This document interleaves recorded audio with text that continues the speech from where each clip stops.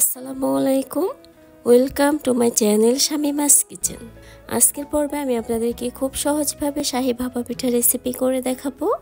ভীষণ মজার এই ভাপা পিঠা মাত্র একটি বানিয়ে পরিবারের সবাই মিলেই খেতে পারবেন। আর এতটাই টেস্টি হবে যে একবার বানিয়ে নিলে আপনার বারবার বানিয়ে নিতে মন চাইবে। পিঠা বানানোর জন্য আমি এখানে 4 কাপ শুকনো চালের গুঁড়ি নিয়েছি। আর এখানে চালের গুঁড়ি আপনারা ভেজা অথবা শুকনো যে কোনো চালের গুঁড়ি দিয়ে খুব সহজভাবে বানিয়ে নিতে পারবেন।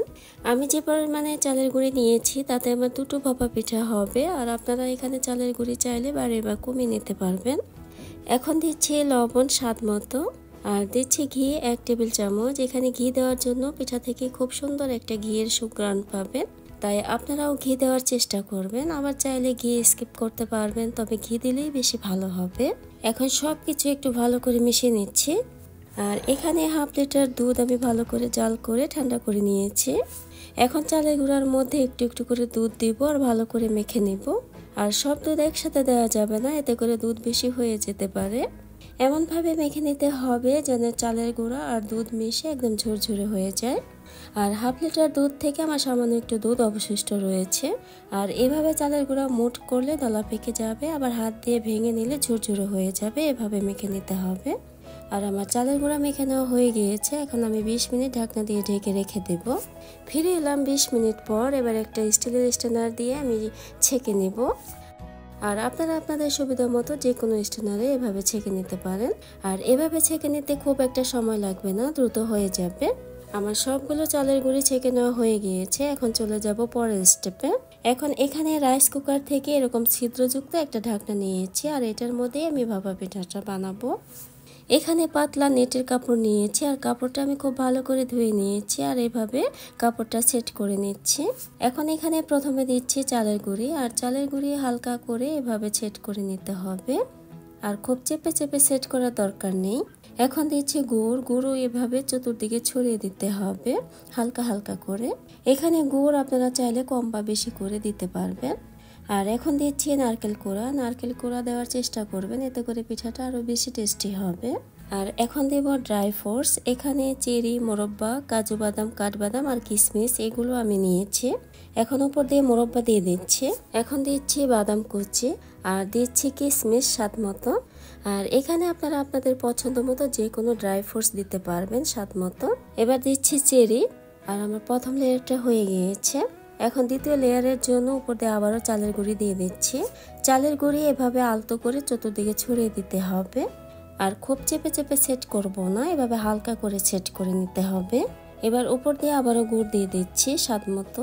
এখন দিচ্ছি নারকেল কোড়া, দিচ্ছি মোরব্বা, এখন দিচ্ছি 2 রকমের বাদাম, আর দিচ্ছি কিশমিশ, সেই সাথে দিচ্ছি চেরি।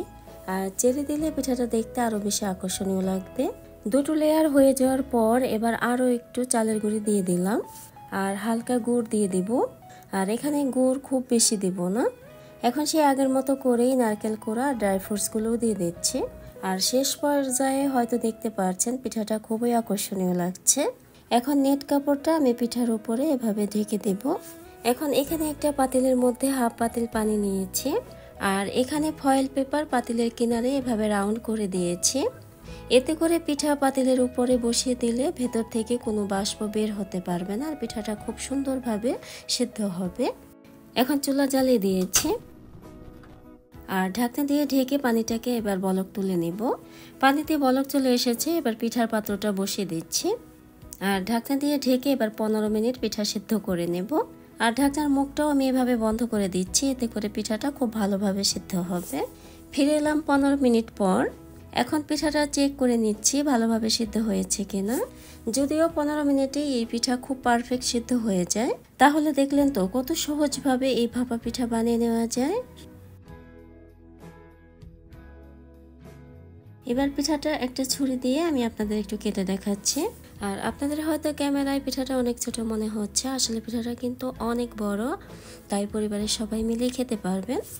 আর দেখুন পিঠার ভিতরটা কতটা পারফেক্ট হয়েছে, আর খেতেও খুব অসাধারণ হয়েছিল। তো ভিউয়ার্স, আমার আজকের পিঠা যদি আপনাদের ভালো লেগে থাকে তাহলে বাসায় একবার হলেও ট্রাই করতে পারেন। আবার চাইলে কিন্তু এই পিঠা আত্মীয়ের বাড়িতেও পাঠাতে পারেন, তারাও কিন্তু খুব খুশি হয়ে যাবে। আর আমি আরও একটি পিঠা বানিয়েছি, সেটাও আপনাদেরকে কেটে দেখাচ্ছি। আমার আজকে দুটো পিঠাই খুব ভালো হয়েছিল আর খেতেও অসাধারণ হয়েছিল। আপনারা পিঠাটা দেখে হয়তো বুঝতে পারছেন।